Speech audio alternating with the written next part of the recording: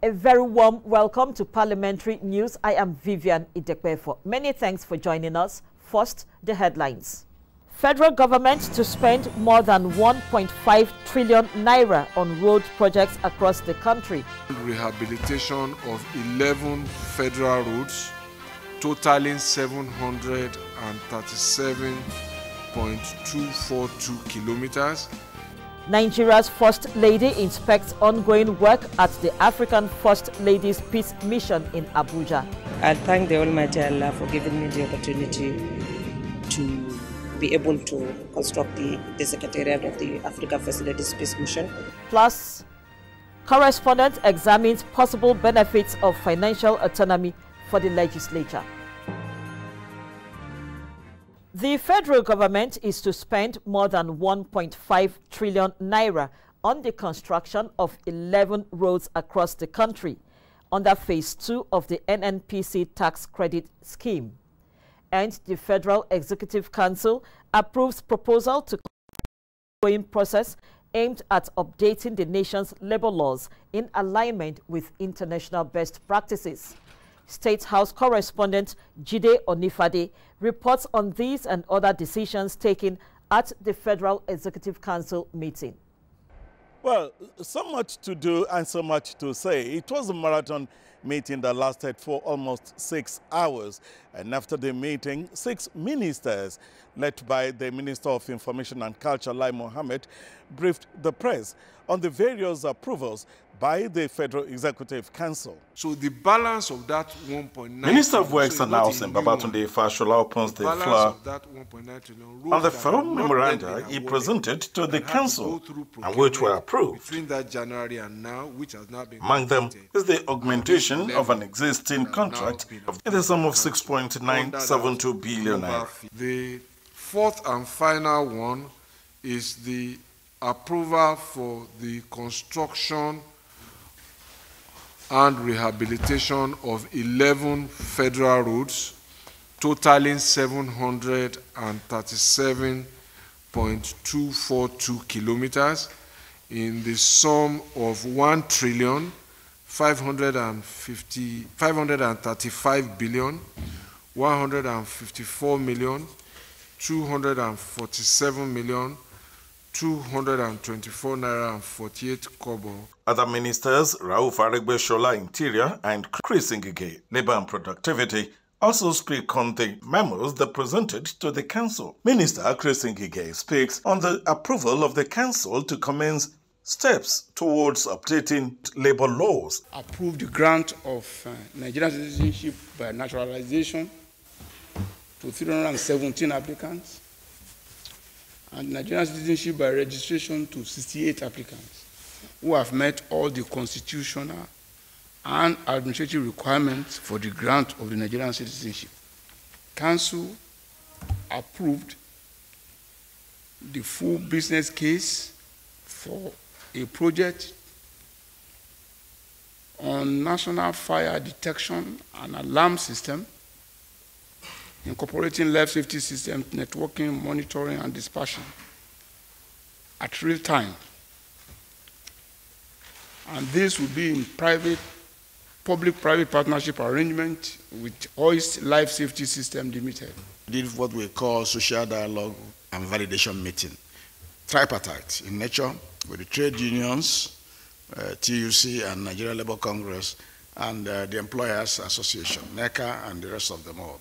So we agreed that this should be the final product. We sent to Council, and that has been approved for us to continue the process so that we can align properly with international conventions and statutes on labor matters. Minister of State for Budget and National Planning, Clem Agba, and his education counterpart, Goodluck Opia, also speak on some of the approvals by the Council. First one, which is the approval for the award of contract for the procurement of one number Cessna Caravan aircraft, AX208B, by the Nigerian Customs, and it's in the sum of 3,447,442,700 710 naira, inclusive of 7.5% VAT.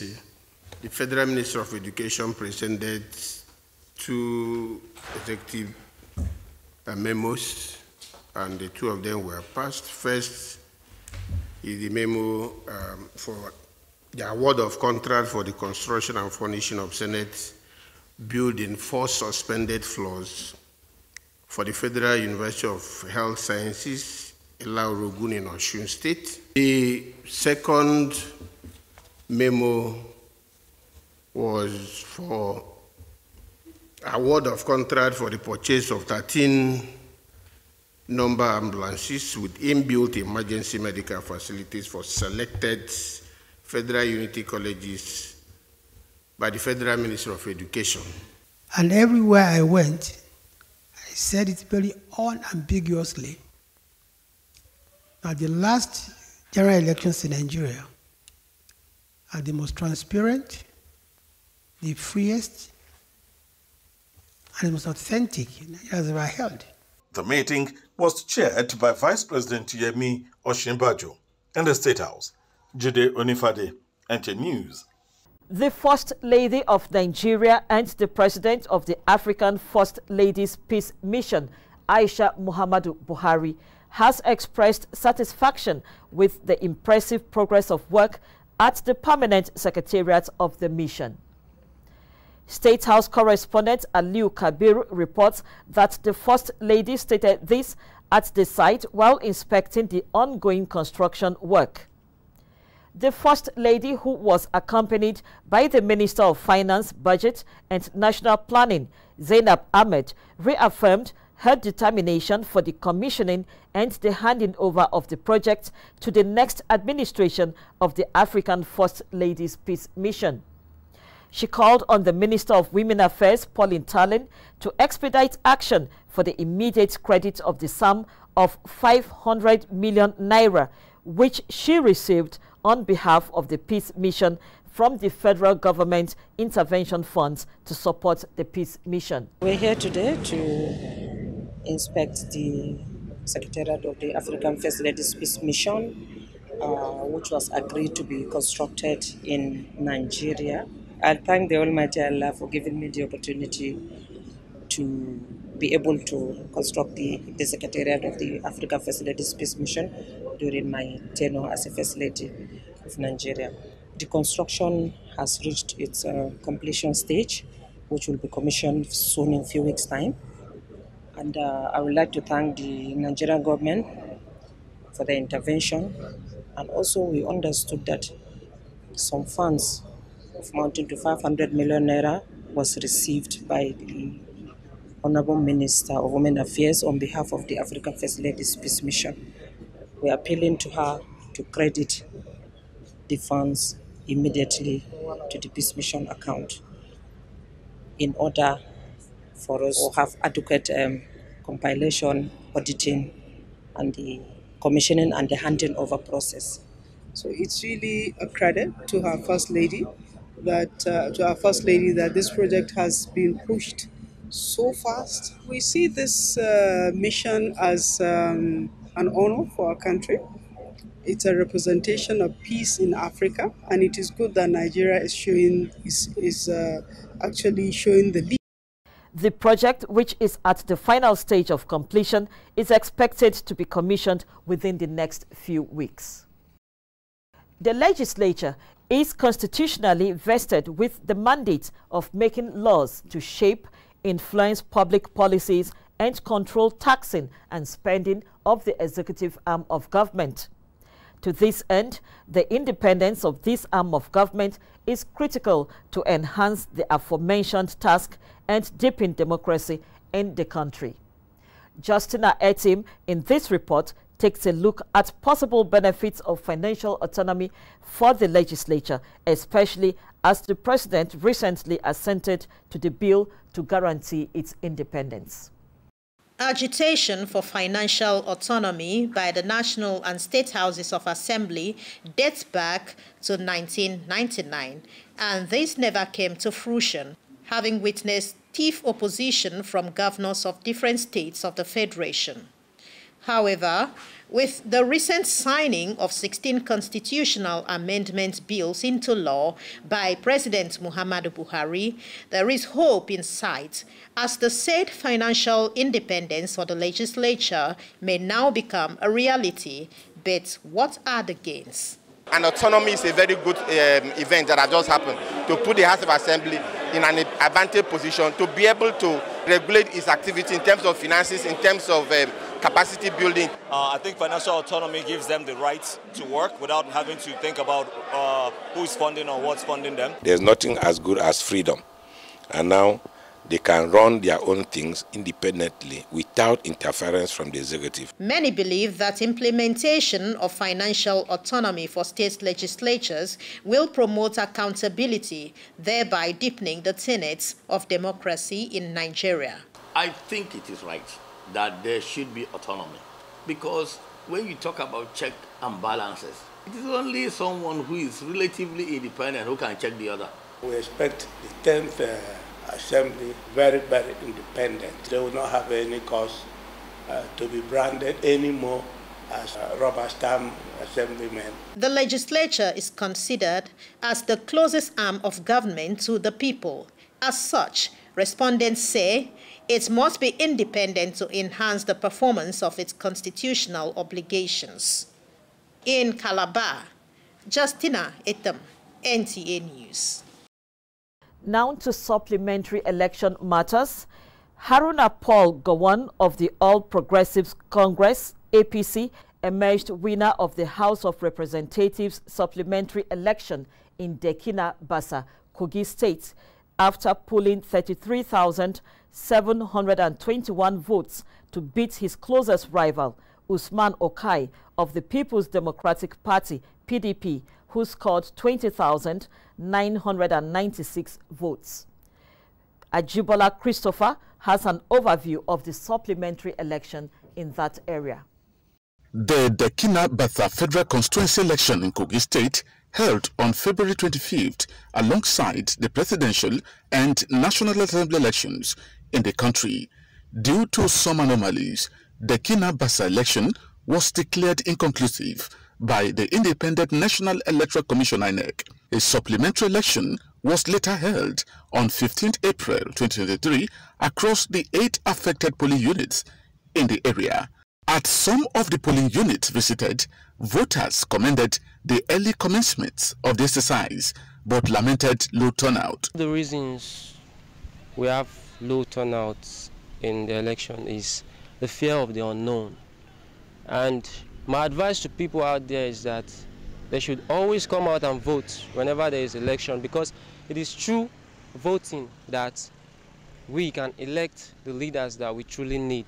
Let the youth come out and vote for their choice.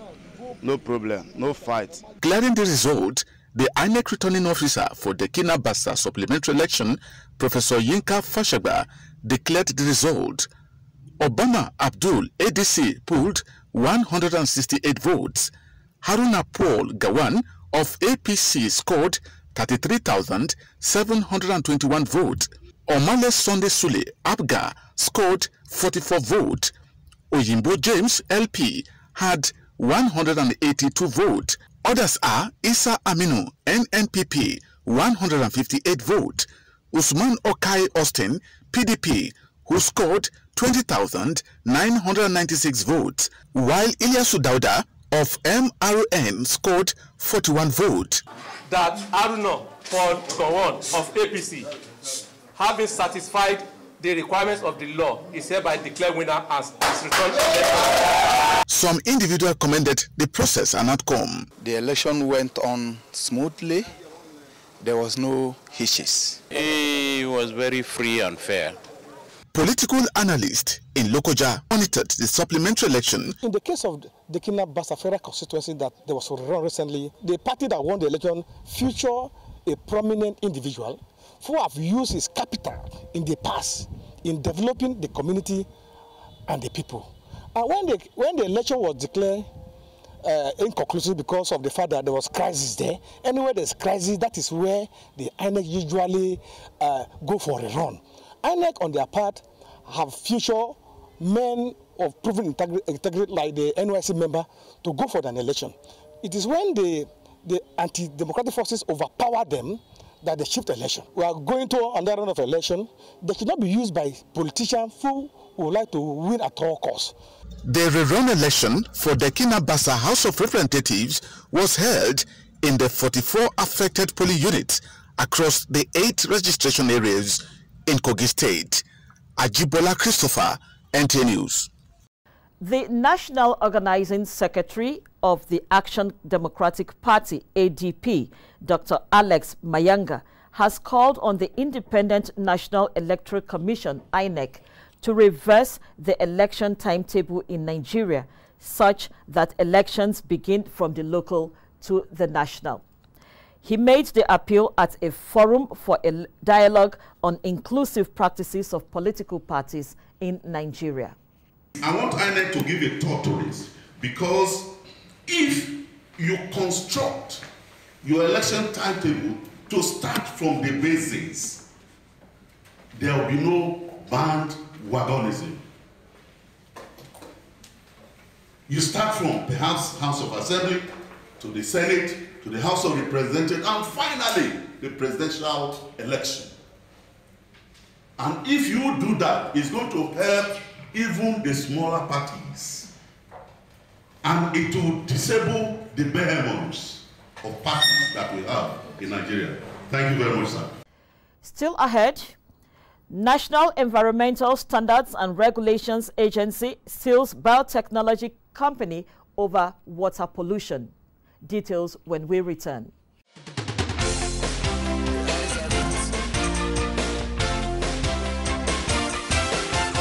NTA Parliament is a dedicated 24-hour channel that broadcasts activities of the Nigerian Senate, Federal House of Representatives, and all the 36 state houses of assembly. NTA Parliament, strengthening Nigeria's democracy.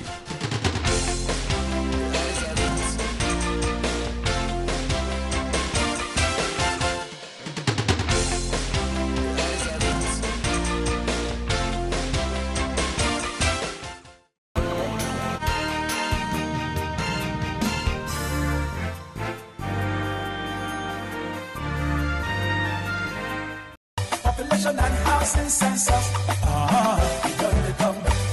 Everybody get ready, From the 3rd of May to 7th of May 2023, the National Population Commission will be conducting a comprehensive population and housing census to generate reliable, sustainable and up-to-date data needed for policy formulation, security, national planning and development. Population and housing census, it will make life better, eh? Because now him our government to give the use. National Population and Housing Census 2023. It's your civic responsibility. Please support it.